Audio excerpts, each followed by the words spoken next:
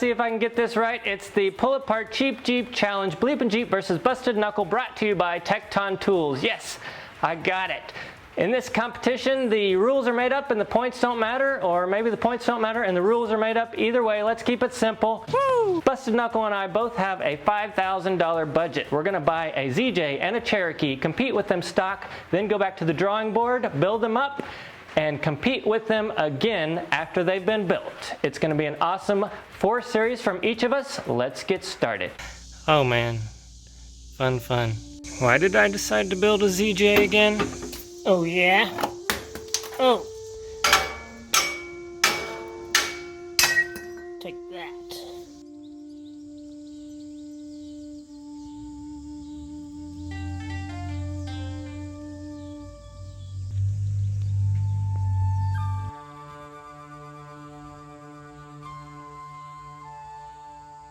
Okay, so I reworked all the bracketry. That was a big giant pain in the butt. Now it's time to test the articulation and see how it does before I weld it up permanently.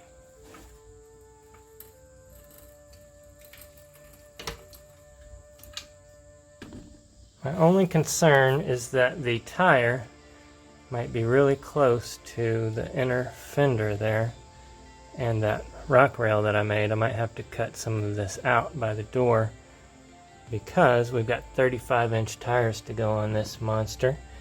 And I can't push the axle back any further because of the gas tank. You can see the advantage of long arms, because with the short arms... Go on, chicken! That dot right there was where the plumb bob was pointed. And because of the short arms, as it moves down, it also moves in because those arms are so short. It's just doing that.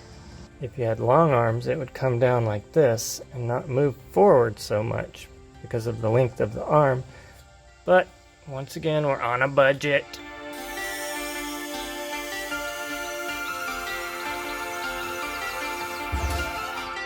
Set up the front axle. Let's try to make this as simple as possible. We're going to put the axle in place where it should be, right underneath where the spring is going to go. So if you look at that, it's pretty much in a straight line. Next, we need to figure out ride height. How do you know that? Well, the stock ride height from the fender to the center hub was 17 or 18 inches. I think it was 18 inches.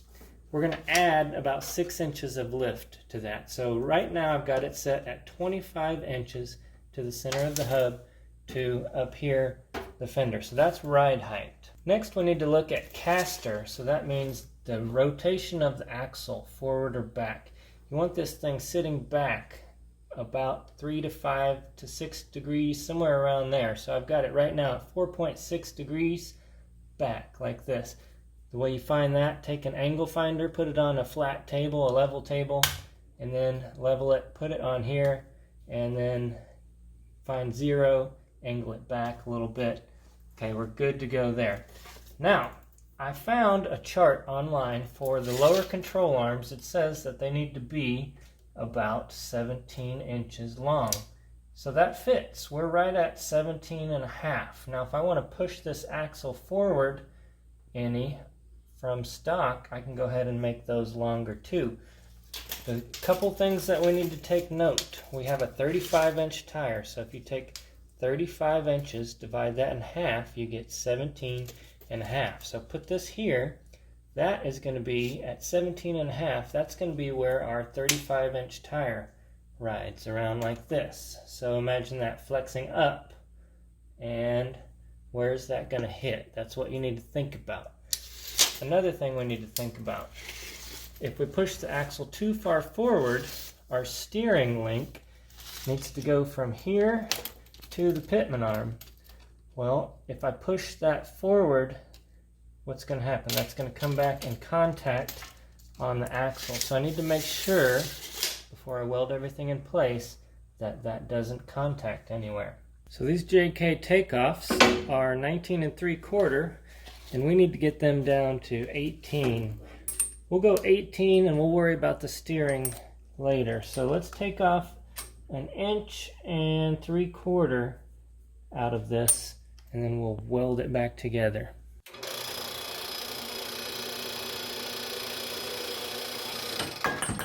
Aww. So I got this scrap steel from the metal place out of the scrap bin, and what's great about that is they sell it by the pound. So I got DOM, but I didn't have to pay for it because they just sell it by the pound as scrap. So that's awesome. What I've got going on now, I've got these set. I'll just put them in the middle somewhere, but to keep them the same length, I've got some bolts. I'm going to put those through both control arms. That way when I weld them together, one's not a little bit shorter than the other. And everything looks good there.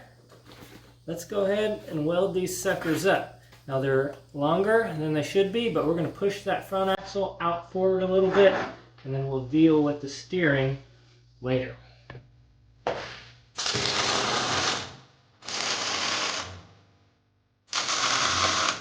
Since we're welding so close to that bushing, I'm going to use compressed air to keep it cool. After I make a pass, I'll cool it off.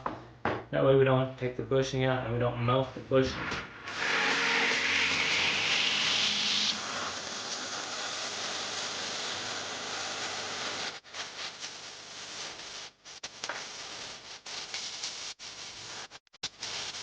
And there you have it. 2 custom link control arms on the cheap. And I mean cheap, like cheap.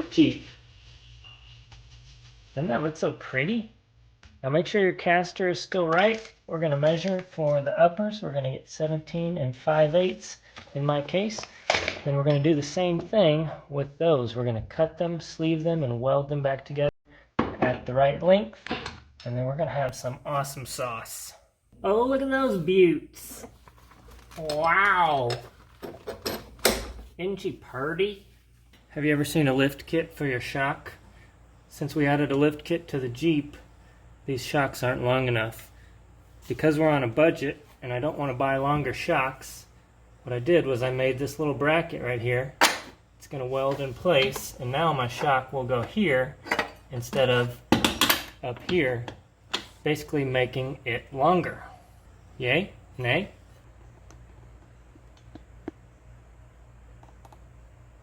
So right now you can see the limit is going to be the shock. The axle's all the way down and the shock isn't all the way up yet. So our shock is going to be our limit as far as suspension travel. That's why a lot of people will put limiting straps to keep the shock from taking all that abuse. I'm not so worried about that for down travel, but I am worried about it for up travel. So we're going to jack this axle all the way up, and if the shock is what's limiting us, then we need to adjust and add more bump stop. Alright, so we're pushing up on this, and as you can see, we moved the axle so far forward that spring's going to be a little wonky, but no matter, the shock is what is limiting the up travel, and we don't want that. So the cheapest way to add bump stops on your budget build, once again, hockey pucks. Once I get that spring in there, I'll put these inside the spring, and that'll be our new bump stop. Boom, boom. Cheap, cheap, cheap, cheap, cheap, cheap, and cheap. What's that you say? What about the track bar? Well, of course I wanted a new track bar, but the budget has run out, so here's what I did. I drilled a hole back here, cut that out with the plasma. Now I'm going to put the track bar right there. I'm going to weld on this piece right there, and then I'm going to weld on this piece right there. Now we've moved our track bar over, essentially making it longer, which will center the axle again, but it'll also give us more droop right here, because if you'll notice, if that track bar was over here bolted in, it would bind on the corner right there. Win, win, win. Cheap, cheap, cheap. Oh, yeah.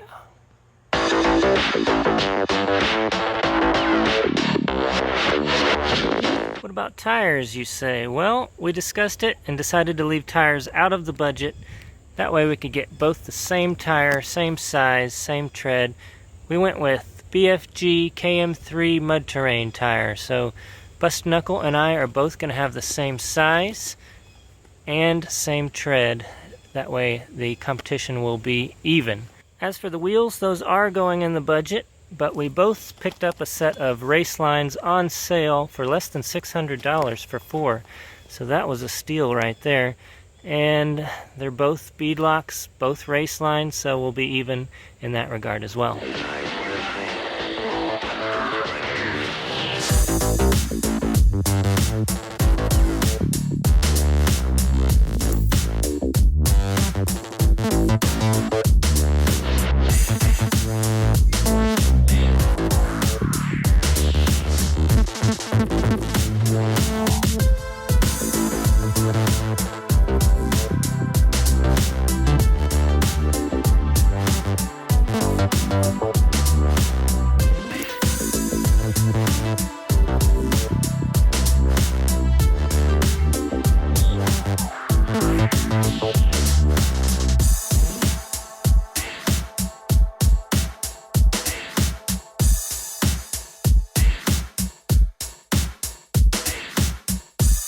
Check this out, guys. This is one of my favorite tools because I always forget to put the valve stems in. Well, don't fret. Check this out. You put your valve stem in there, smack that down, put this on. I made a video on this a while back if you guys remember that. This is pretty cool. Put your air on there. Now you hold it and ready? 1, 2, 3. Oh, how cool is that? Now you just spin it off. There we go. Check that out. It uses compressed air and it's just like a rocket. It just shoots it right through. Another thing you can use is a Colby valve. You can install those from the outside. Those look just like that. We sell those on our website. You put those through and then just tighten that down and it opens on the back side. And you can also use a funnel if you're in dire straits. You can put a funnel right there.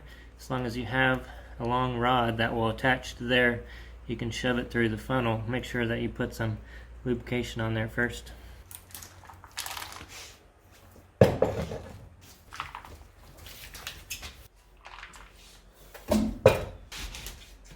Check it out, guys. This is interesting. So I bought this coil thinking it would work, and it's way too tall.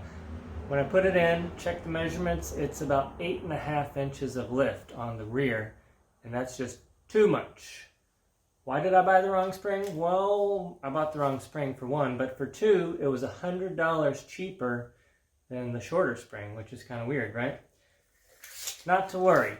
Don't try this at home, though, but we can fix it. They say that you can't shorten a spring unless it comes to an end just like this. But when it's flattened out, they don't want you to cut it. But we're going to cheat, okay? We're going to cut it and then we're going to rebend it flat. So the first thing that we need to do is figure out how far we need to go down. So I'm at 8.5. I want to be 2 inches lower than that. So the rule of thumb is if you want to cut 2 inches out of a spring, you need to cut 1 inch out of the spring, so half, okay? That's the rule of thumb, not the same across all springs. But that's what we're going to start off with. Now, since this comes to a flat spot, we have to keep that in mind, though. So what you want to do is just pick a spot where the rings are the same, okay? So we're going to pick right here, 17 inches. And 17 inches, I'm going to mark that, okay? Now, 1 inch we need to remove from this. So now we're going to go down and spin this until we find exactly 16 inches. When you find 16 inches, mark that.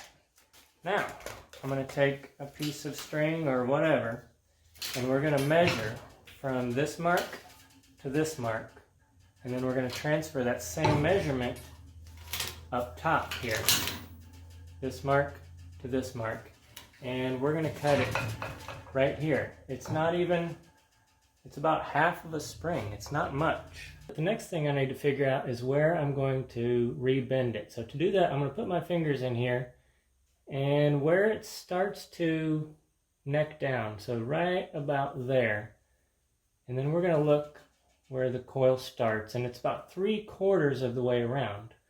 So this is where we're going to cut it. So 3/4 of the way around from there is going to be right about here. So this is where I'm going to heat it and rebend it, because we're going to try to match it just like it was.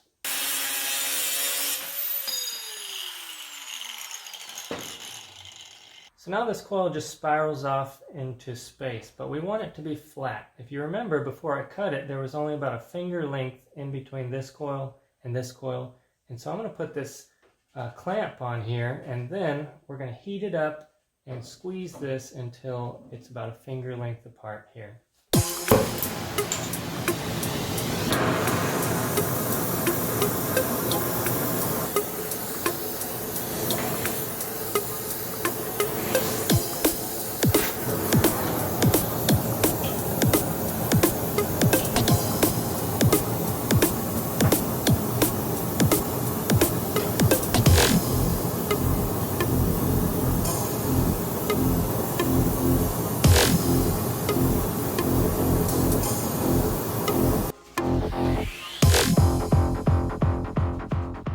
Alright, now let that cool naturally. Now normally this wouldn't be a problem because it would sit in a coil bucket that's kind of meant for that little pigtail. But ours is aftermarket and it's completely flat on the bottom. So that last 3 inches or so is a problem. So I'm going to take an angle grinder and just kind of flatten it out a little bit and make it perfectly flat along the bottom, or at least a lot more flat. See the difference?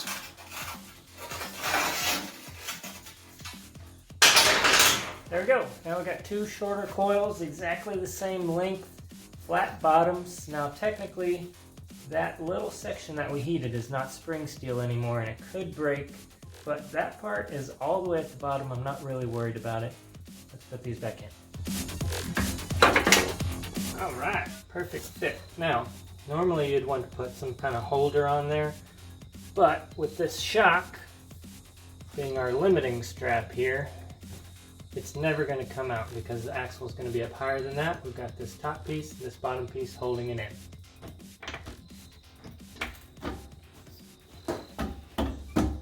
Alright, jack it up to ride height, give it a little shake, and then final measurement is going to be 25 inches, which means we lowered it 1.5 inches. I was shooting for 2, we got kind of close. What does that mean? We have 6.5 inches of lift out back, 6 inches of lift out front, and that sucker's staying that way. I'm not taking it back off and cutting it again. It'll have to do. Maybe it'll compress. I think the difference is this spring was meant for a front with engine weight. In the back of a ZJ, we don't have that much weight. But we still have about half and half, up travel, down travel. The only thing is we're on a short arm with 6.5 inches of lift. It's going to be a little bumpy ride, but it is what it is. Let's move on. Now for the front, I need some bump stops to keep from blowing out my shocks. What's the best, cheapest bump stop? You guessed it, hockey pucks. Once I get them all in there, I will then zip tie them together and keep them from bouncing out. It's just loose in there, but that thing's not going anywhere. So I don't plan on winching, but just in case, you can't beat this 9,500 pound rough country winch for $300. Free shipping, no coupons needed. And in my case, they're also in Tennessee, so it was next day delivery to my house. Oh yeah. And no, I'm not dumb. I have the fair lead off and I'm going to leave it that way. If you'll notice, I need all the advantage I can get, and that is going to be that much more ground clearance. When your bumper sticks out further, it's going to contact the dirt first. But I'm just doing that for the competition, then I'll put this back on.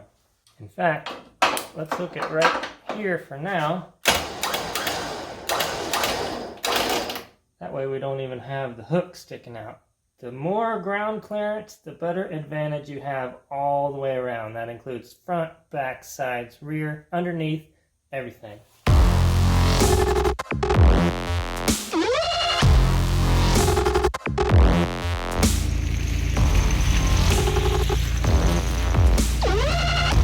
They got a Volvo. That'd be a good candidate for something right there. Kind of looks like a Cherokee.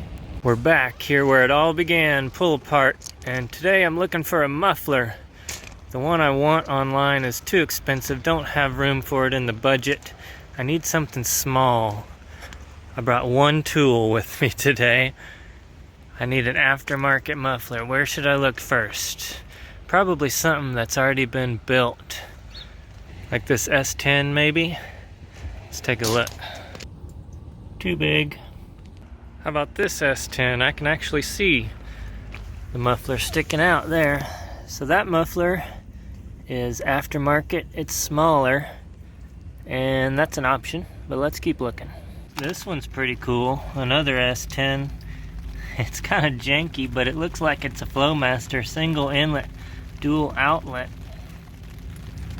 I'll keep that in mind too. Look at that mint Cherokee bumper. It's got one on the rear too, just as clean. I bet that sounds good. It's a little big for my needs though. Here's a parts Cherokee. Oh, that one's flatter than a pancake. Rockers are a little rusty too. It's got good window trim though, if anybody needs that. Oh, what is that? That almost looks like a cherry bomb. You guys aren't gonna believe this. 95 Grand Cherokee. This is exactly what I was looking for. Come on, lighten up. Flowmaster muffler right there. It's a little big. I'm gonna keep looking, but that's cherry right there. That's mint. That's the one I need if I don't find something smaller. Here's another one in a Mustang.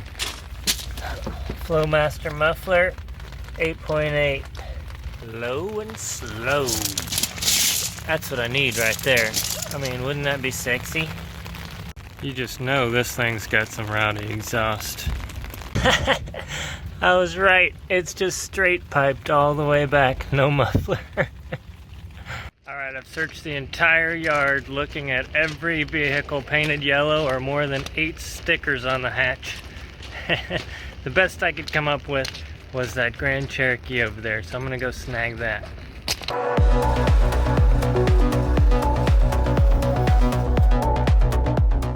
I was about to be mad because I thought my battery was dead.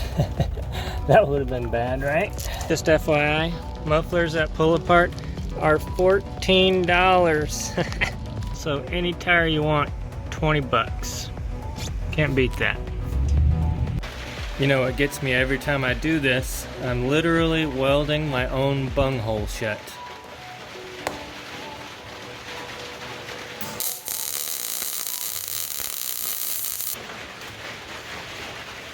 How you like my ghetto booty fab steering?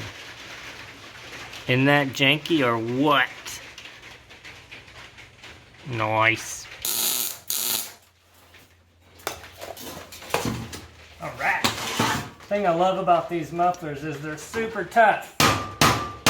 That's not just a regular muffler. That thing is super thick. And you don't really need a skid plate under it because it is its own skid plate. That thing's beef. Now what about my drive shaft, you say? Well, you remember that short, tiny TJ drive shaft we got with the axle purchase? Well, that's it. This piece and this piece. It just didn't have any shaft in between. So I took that to Knoxville Driveline. Knoxville Driveline is great, by the way. Adams is great too. They're both awesome guys. It confuses the heck out of me because Adam is at Knoxville Driveline and James is at Adams Drive Shafts. It's funny. But they taught me one thing over at Knoxville Driveline, and that is when you're welding a drive shaft, you don't want to you don't want to clamp to the table because then all it has to go through your bearings and stuff. So check this out. You take a piece of metal, you just hook it over like that, and now while I'm welding, I'll use that. I need to make that shorter. But either way, you're going to hook your welding clamp, your ground clamp, to that as you're welding, and that's going to be your ground. You can spin it as much as you want, and it'll always stay right there.